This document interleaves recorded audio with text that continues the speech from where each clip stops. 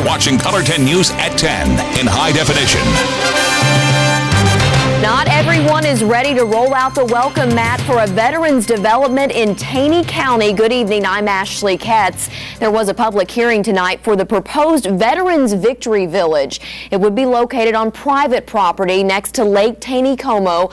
New at 10, Laura Kennedy is here to explain why some people have issues with the project. Tonight, the Taney County Planning Commission heard comments for and against the proposed facility. The main concern for many residents is the narrow road leading to the property. I think it's going to devalue all the homes. Taney County residents made their voices heard Monday night. The issue, Veterans Victory Village, a proposed complex housing development to house up to 250 disabled veterans and their families. Nick and Joe Bima are proposing the village. Whether Marie sells her property to us or if she sells it to somebody else, the property is up for sale.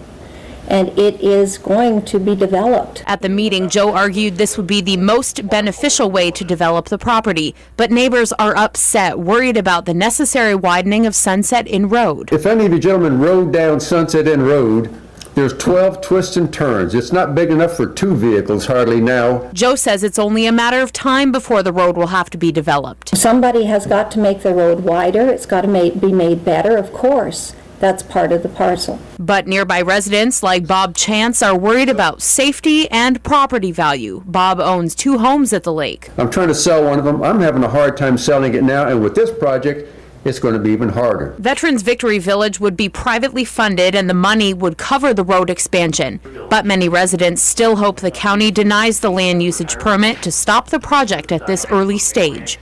Tonight's Planning Commission heard the public hearing is the first step in the land usage permit process. The decision is set to be made next Monday night. We will continue to follow it. Thank you, Laura. Jamie Warner is here now with our Ozarks First forecast. Jamie, pretty hot today. It was the beginning of, I think, a trend of hotter weather that we're going to find all week long. Now, so far for the month of June, it's actually been very pleasant out there. Very mild temperatures. I was calling it open window weather. We had lows in the 50s. We had highs in the 70s. We actually had one morning on the 3rd with 46-degree morning low. How about that? So a cool start to the month of June, but now things are starting to heat up with today's weather. In fact, you can kind of see that push of hot air into the Ozarks from the southwest. Low 80s to the northeast, but 88 here in Springfield and 90 in Joplin and Harrison. And it looks like that heat's going to be building in for tomorrow. Outside right now, kind of sticky. 75 degrees right now. Skies are generally clear out there. A little bit of a sliver of the crescent moon can be seen very low on the horizon. Kind of an interesting sight right now. As far as your Tuesday forecast, it will start off on the warm side, near 70 at 7 o'clock. By noon, we'll be up to 87, and by 3, we'll be over 90 degrees. We haven't done that yet so far in Springfield in 2013. We will tomorrow with an afternoon high of about 93, and looks like we're going to find more summer-like temperatures in the week ahead. Now look at that in your full forecast coming up. Thanks, Jamie. In tonight's political coverage, the U.S. Senate has approved a farm bill. It expands government subsidies for crop insurance, rice and peanuts, while making small cuts to food stamps. The legislation would eliminate subsidies that are paid to farmers whether they farm or not. Now, both of Missouri senators and both of Arkansas senators voted in favor of the bill. The House of Representatives has its own version of this bill. It's expected to take it up later on in the month. Now, debate there is expected to be more contentious because food aid makes up almost 80% of the bill's cost. The whistleblower who revealed details about the government's surveillance programs is hiding out in Hong Kong. Edward Snowden is a former National Security Agency contractor. He told the Guardian newspaper that programs monitoring millions of phone records and internet activity are open to abuse. The Justice Department has now launched a criminal investigation, and the 29-year-old could face life in prison if he's prosecuted. The White House insists the programs are legal, subject to oversight, and necessary to keep American citizens safe from terrorism. We need to strike the appropriate balance between our national security interests and our interests in privacy. Any analyst at any time can target anyone. Well, several members of Congress say they are concerned about government eavesdropping. There will be briefings on Capitol Hill beginning tomorrow. Fair Grove's mayor is now suing 4 members of the Board of Aldermen. Tim Smith says the 4 wrongfully impeached him without any opportunity to defend himself. The lawsuit claims the board met secretly prior to the May 28th meeting and decided to impeach Smith. Today, a judge granted Smith temporary relief, which means the board cannot remove him from office during tomorrow night's meeting. Also new at 10, a man who grew up in Springfield has been sentenced for an attack in Kansas City. The Kansas City Star reports a judge gave Casey Brezick 12 years in prison for a 2010 stabbing that happened at Metropolitan Community College, Penn Valley. Brezick stabbed a dean there the day that Governor Jay Nixon had planned to visit. Brezick graduated from Glendale High School in 2006. Vandals are to blame for this damage at several parts of the Mark Twain National Forest. The U.S. Department of Agriculture sent Color 10 News these photos here. You see someone broke a sign at Devil's Backbone Wilderness and trash was scattered all over another location there. The agency says several sites have been damaged in Berry, Christian, Douglas, Howell, Ozark, Stone, and Taney counties. An Ozarks community moves forward now with its popular 4th of July celebration despite funding issues. Alderman Terry Segrist says tonight that he and the rest of the board at Rockaway Beach voted to continue the fireworks celebration. There was some talk of not having the fireworks this year because the city cannot afford it, but Segrist has been collecting donations to keep the sparks flying. He's raised about $2,000 by going door to door, visiting businesses and Rockaway Beach families. Tomorrow afternoon, the public gets a chance to say thank you and goodbye to Springfield icon John Q. Hammonds. There will be a public memorial that it's happening at JQH Arena beginning at 1:30 tomorrow. Now, if you cannot attend, you can watch this on our news partner, KOZL. Hammonds recently died at age 94. He was well known for his many business ventures and philanthropy. Well, nearly 90% of school buses here in Missouri have passed inspections. Today, the Missouri State Highway Patrol released its inspection results. Statewide, 88.3% passed, and that is the same as in 2012. Springfield's percentage was higher than the state average at 95.9%. Well, the recent devastation in Oklahoma shows why home builders want to make stronger houses. We're building homes that are going to be here centuries from now. The materials used to make storm-resistant homes and the wind speeds that it's supposed to withstand. And if you haven't already found us on Facebook, it is easy to do. Look for the Facebook icon on ozarksfirst.com and like our page.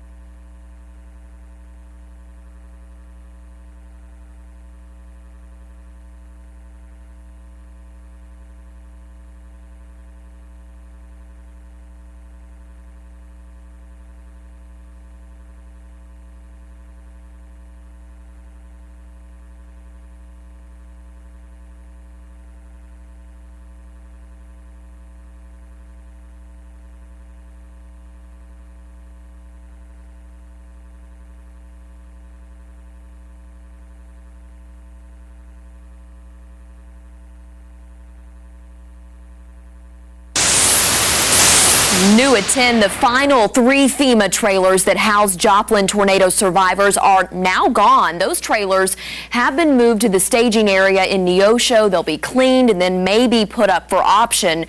Now, after the tornado 2 years ago, 586 trailers housed victims. St. Charles, Missouri was also recently hit by tornadoes. Chandrea Thomas shows how victims there are still trying to protect what they have left.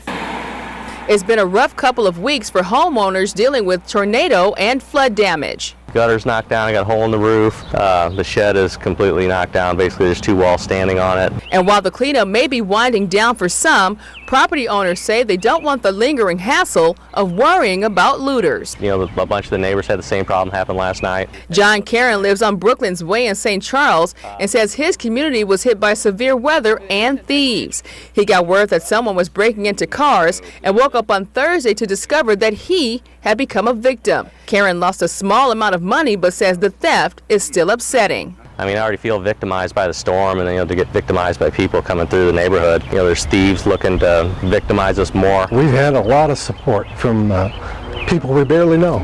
It's been really touching. Ed Sample also lives nearby and lost his home. He was worried about looters at first, but says at the height of the storm, neighbors took possession of their streets to monitor activity. He's thankful to everyone who stepped in to help. One of the neighbors at the top of the hill was stopping every car and checking to make sure that they were either lived here or were helping somebody that lived here. The storms might be over and there's still a lot of work to do, but Karen wants to make sure everyone stays vigilant.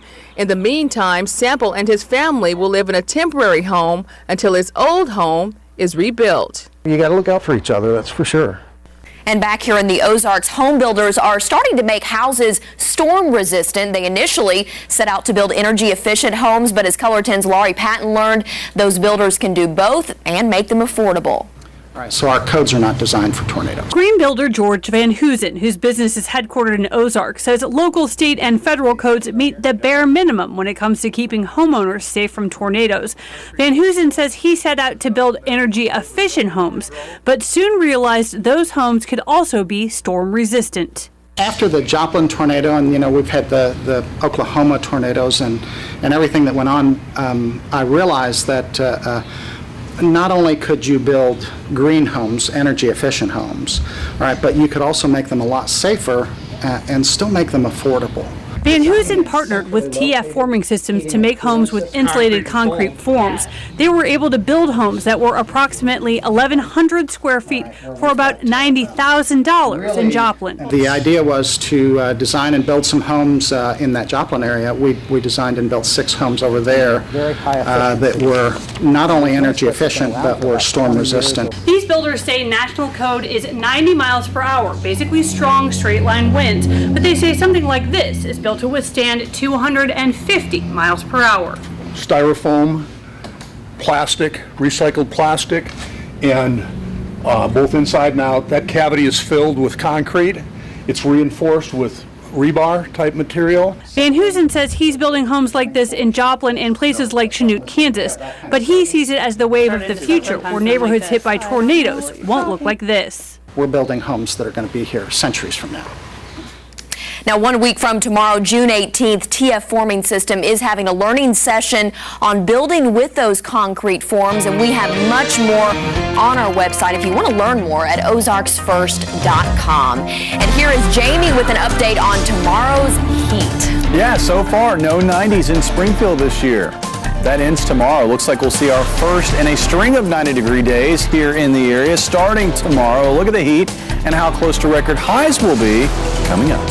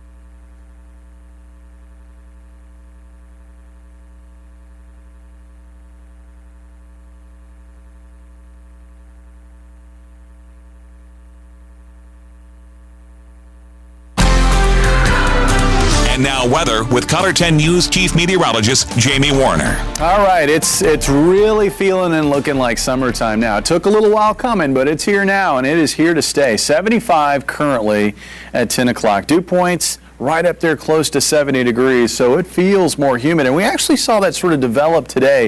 The humidity levels increasing across the Ozarks from the southwest. Yesterday's storminess, well, it's out east now, and we did see pockets of severe weather, some in the middle Atlantic, more across the Tennessee Valley, some reports of tornadoes, mainly just high wind. That storm will continue to track on off toward the east, and we've actually seen the pattern change since that storm has exited. We've got a ridge of high pressure in the atmosphere starting to build in across the southern plains, and that ridge of high pressure is going to be the controlling factor of our weather this work week. Let's show you how things are going to evolve here as we take you through the next 5 days with the upper level pattern.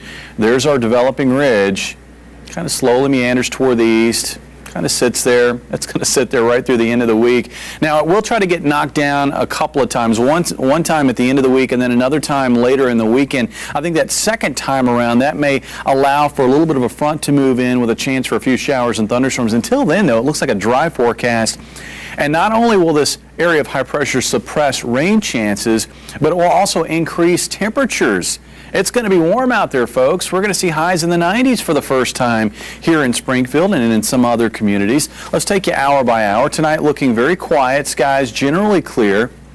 As we work through Tuesday, more of the same. A day like today, except hotter.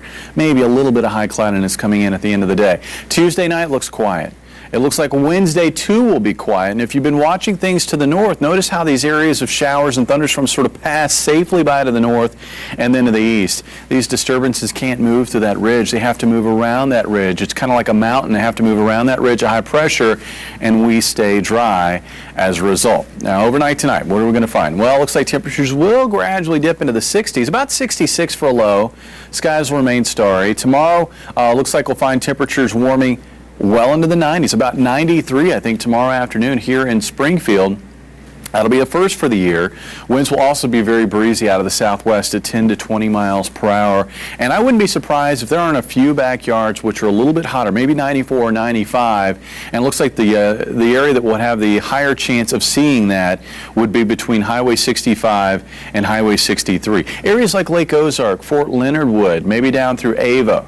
94, 95 for the afternoon high. There'll be a little bit of a heat index as well, so it'll actually feel a little bit hotter than that. We'll really notice the heat indices rising, I think, though, by Wednesday. Wednesday, it looks like heat index values will probably be up around 100 degrees. Now, with highs well into the 90s, you might be thinking record highs, but no, not at this time of the year. At this time of the year, record highs are actually up around 100 degrees, and we're going to fall well short of that both Tuesday and Wednesday, but it's still going to be hot, and the hottest weather that we've seen so far this year. 93 on Wednesday, breezy again. There'll be a dry front that will move through on Thursday. That will cool temperatures just a little bit, about 87 for the high. 86 on Friday. The ridge of high pressure builds in once again on Saturday, so we're back into the low 90s for highs. And then we're going to see another disturbance move through on Sunday. That'll knock that ridge down a little bit and allow for a chance for a few showers and thunderstorms and slightly cooler afternoon highs in the upper 80s. A front may settle into or just south of the area on Monday. And again, with that, we'll see a chance for a few showers and thunderstorms as well, with highs up around 86 degrees. But here it is, folks, after what has been sort of a late winter and a long cold spring. Summertime took its time getting here, but now it's here, and it looks like it's here to stay. I love that you said we would dip into the 60s for our lows. Yeah, that's pretty nice. Taking a dip, kind of feels like it outside, dipping in the pool with the humidity levels. You really notice it now that it is more humid outside than certainly what we found this past weekend. I always think back to May, the snow we had. Oh, early May. Early May. Yeah. So we are well on our way to summer, I'd say. We are. We're here. All right. Thanks, Jamie. You bet. Lifted in the air to right center field. And a diving attempt by Garcia, can't get it. It's going to roll the wall. The Kansas City Royals hosting the first place Detroit Tigers tonight. Kansas City trying to do something it hasn't done in 2 years. Find out next.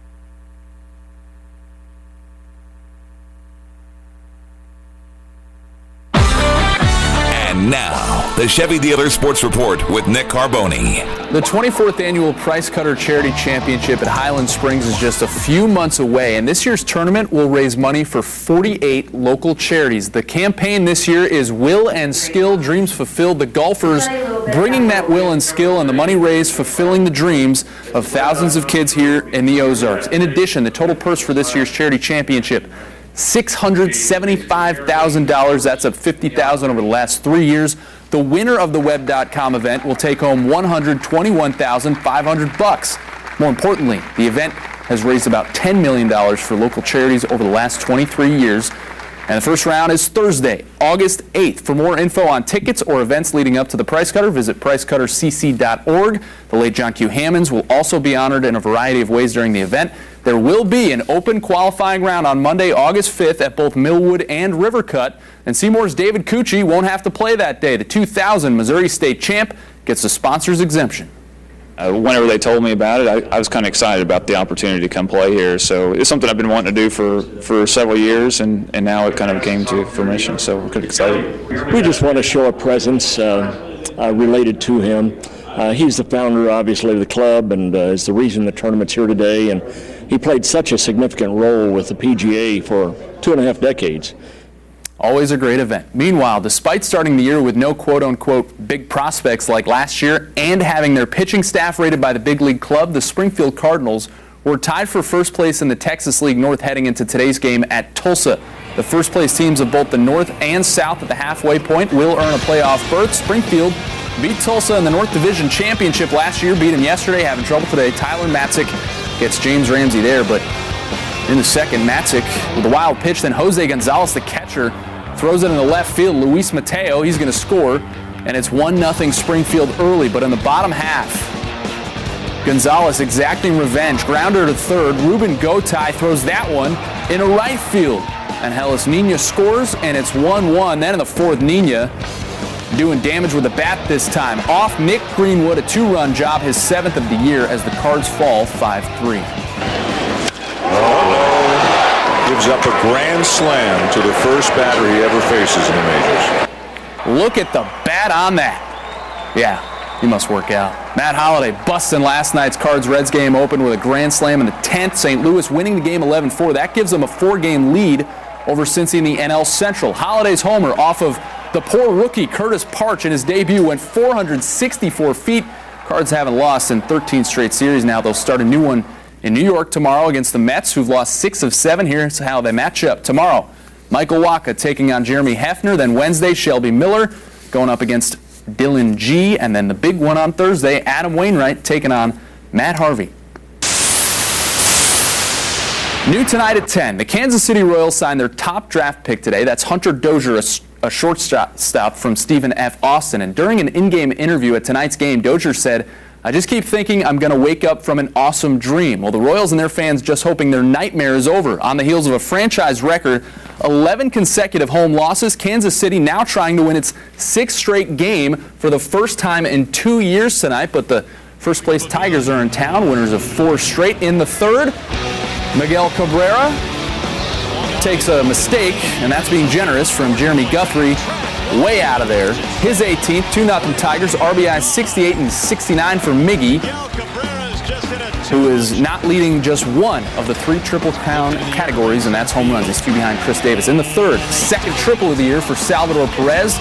2 runs come home to score. It's 2-all. And the Royals bullpen holds. Greg Holland with a save. That's a big 3-2 win. So right after that historic home losing streak, they spin around, and now they have their first 6-game winning streak. Good for them. In 2 years. Yeah, so hopefully they can keep climbing up the standings, and we'll never know what the rest of the month will bring. And Cardinals doing well? Yeah, they're doing very well, and they'll be out in New York tomorrow. Kind of an easy schedule next 2 series, the Mets and the Marlins. All right. Thanks, Nick. We'll be right back.